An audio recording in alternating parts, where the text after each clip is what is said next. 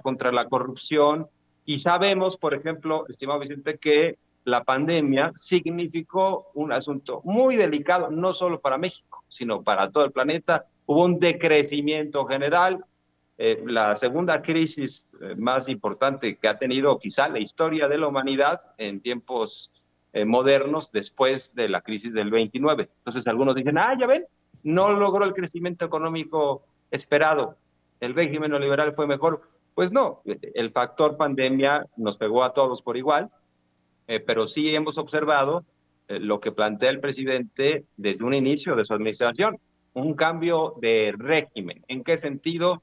Ya no los partidos de siempre se colocan en los negocios de siempre, con los empresarios de siempre, sino se trata de orientar el presupuesto hacia las mayorías. ¿En qué sentido? Con los programas sociales, los adultos mayores tienen ya acceso a la pensión, niños, niñas con discapacidad, los alumnos tienen la mayor posibilidad de estudiar que antes. Entonces, pues si hay diferencias, lo que pasa algunos no las quieren ver. Los que están afectados, precisamente porque se tomó la decisión de separar el poder político del económico. Y, por ejemplo, grupos empresariales que no estaban pagando debidamente impuestos, ahora sí están pagando.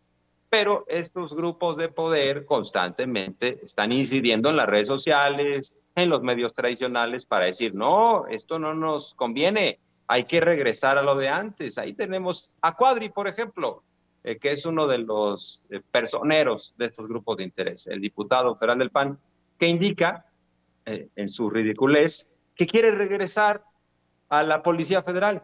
O sea, no se da cuenta que su argumento es absolutamente débil, absurdo, y que simplemente lo hace para tratar de llamar la atención y llevarle la contra al presidente. La Policía Federal, carcomida por corrupción, entregada a la delincuencia organizada, siendo un brazo armado del cártel de Sinaloa en su momento con García Luna. Tenían 40,000 elementos de esta Policía Federal, 20,000 administrativos, 20,000 operativos.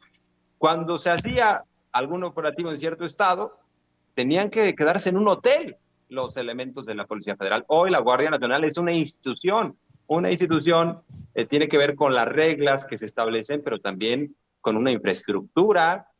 Ahora tenemos cuarteles, se van a llegar hasta más de 500 terminando la administración, y pues más de 100,000 elementos operativos, o sea, resguardando a la población. Entonces, ¿qué queremos? ¿Retroceder a una Policía Federal, a un brazo armado de un cártel? Esa es la propuesta, además de robar, por supuesto. Entonces, sí hay marcadas diferencias y por eso el presidente tiene una aprobación alta, 65, 70% de acuerdo a diversos estudios, una aprobación atípica respecto a los anteriores presidentes. Bueno, no se diga, Peña Nieto ya tenía por ahí de un 25% de aprobación, estaba reprobadísimo. Cedillo abajo por ahí del 50%, otros presidentes, Calderón rayando el 53% con todo y que le ayudaban mucho, le ponían levadura y tenía a la prensa alquilada, le hacían series, le apoyaban bastante desde los medios tradicionales de comunicación. Y el presidente, pues a pesar de esta atmósfera negativa de los medios de siempre en contra de él, porque han estado en contra de él desde que existe como una expresión importante en la izquierda, pues a pesar de que siguen con lo mismo, con la maquinaria, pues ya no les alcanza. Hay que recordar lo de la Raji. Él dice, esto se va a ganar con mentiras, las mentiras no están surtiendo efecto. Hoy Reforma, estimado Vicente, en una encuesta, y a pesar de que Reforma, porque hay que tomar, ahora sí que con una pizca de sal, todo lo que viene de Reforma, con mucha tranquilidad, pero coloca a Morena como el partido que tiene mayor intención de voto hacia el 24.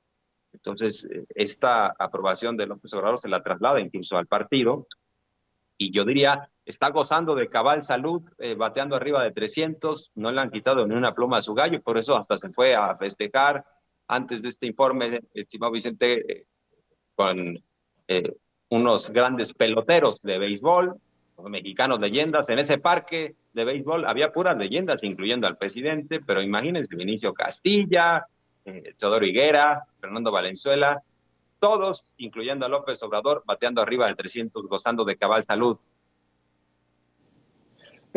Precisamente por esto que estás mencionando, ayer tú